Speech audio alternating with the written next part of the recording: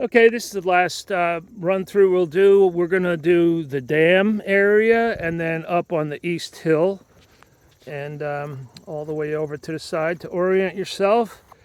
Back there is looking back to the middle of the farm, and up on the top of the hill is the processing area and beyond the pavilion. So we'll walk through here. Korean fir. It's giving way slowly to mostly Canaan is what the new stuff we're planting in here. We are bringing stuff out of the beds this year that is a Korean cross. The Koreans are too slow growing, and they're goofy in terms of how they make their top. For example, look at the top of that tree. It was going up nice, and then all of a sudden took a right turn, Clyde.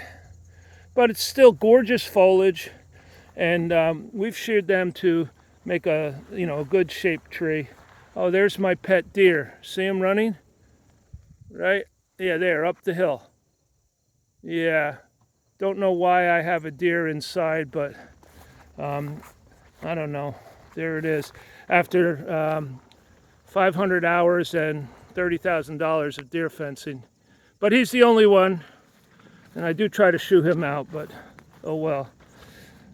Yeah, there he goes. All right, so this is mostly, I'd say, some of the Korean firs are good size. There's a few Canaans down there that are in nice shape, but most everything else here is growing for the future. We got cut out pretty tough on this area. So now we're going to move over to the East Hill. So this part of the farm has nothing but fir from the very beginning. That's all we ever planted over here was fir.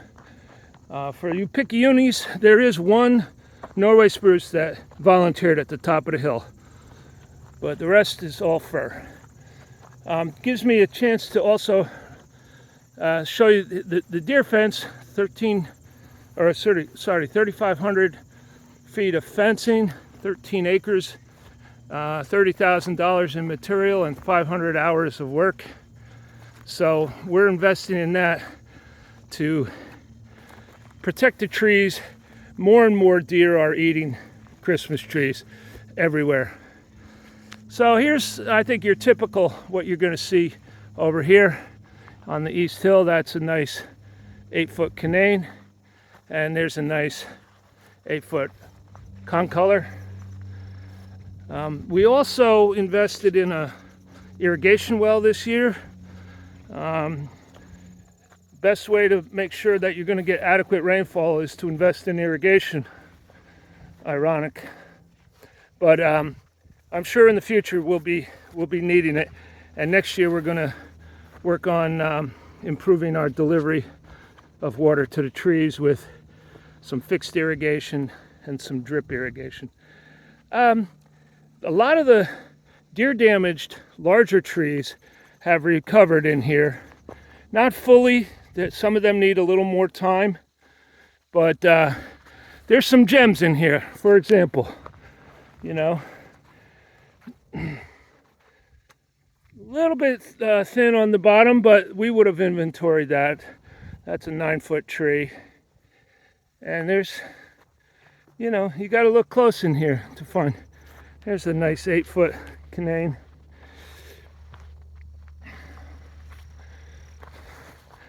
And now as we go across, we got pretty heavily cut through here last year.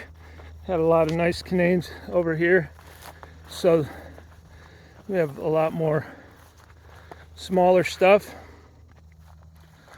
and a lot more weeds because of that. But we have it under control. Most everything is mowed, and we'll do a fall application of herbicide just to clean it up before the season. Another thing to look for up here, we have probably at least 50 concolors up here. That's the blue ones. They're really nice. And then there's a bit of a concentration of good-sized cananes down there on that steep slope just before the pond. Everything's a steep slope around here. And then, of course, we have our Koreans, bold and crazy, and some of them actually have grown straight. There's one that grew straight. You can see it right here. And that's a good 10-foot tree, or 9 to 10 foot tree. And there's some like that one that with the hourglass shape that will be wreaths, unfortunately. But they'll make beautiful wreaths. It's beautiful foliage. There's another one, more characteristic, just kind of goofy, the Korean firs. Again, we're planting a Korean hybrid now that early indications are really good for them. Much better leader development. They grow much straighter. And the foliage, while not quite as beautiful, still nice. See, there you go. That's kind of cool.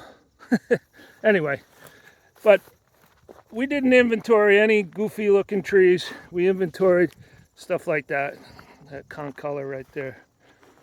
And then last thing about this area is that in 2020 we bought a 500 trees from a tree farm that went out of business, and we planted them. Unfortunately, they were already a little leggy, so what we did is we basically, you can see, we cut the bottom 1.5 to 2 feet of branches off. But as we get in here, you'll see there's a lot of nice biomass in here. Mostly canane fir, but there's quite a few concolors. I will say we inventoried more of the concolors than anything else up here because they're ready. It's a little different here, but still putting out some nice trees. There's a nice 6-foot canane, and if you notice, everything is sheared. The tops are set for a nice bit of growth next year if it's not taken this year. We estimate that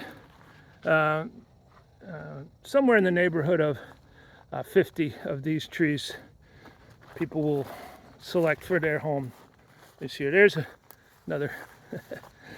Okay, there's like 6 rows in here that I still have to finish. You can see some of these large ones. Actually, some of them, like that one, is nice because it's straight, that Korean. Here's couple of concolor, another Korean that's actually straight, which is nice. Again, sort of the last 5 rows that I have to do. We needed to get this video out this week, so that's a nice tall concolor. And again, we have a bunch of different species. It's a beautiful place to come get your tree. It's very steep and challenging terrain, so make sure you wear good boots and you're prepared and you have help. That's really what you need when you come get a Christmas tree here at Emmerich Tree Farm. And be prepared to have fun. So here's to a great 2024 season. Better growing conditions than we've had since we started the farm in 2007. And it's just the growth is kind of awe-inspiring, to be honest. But we'll be selling the same number of reservations. We have inventoried very pickily the same number of trees, and we will match the reservations to the number of trees that we inventory as acceptable. Okay, hope to see you guys after Black Friday. Bye-bye.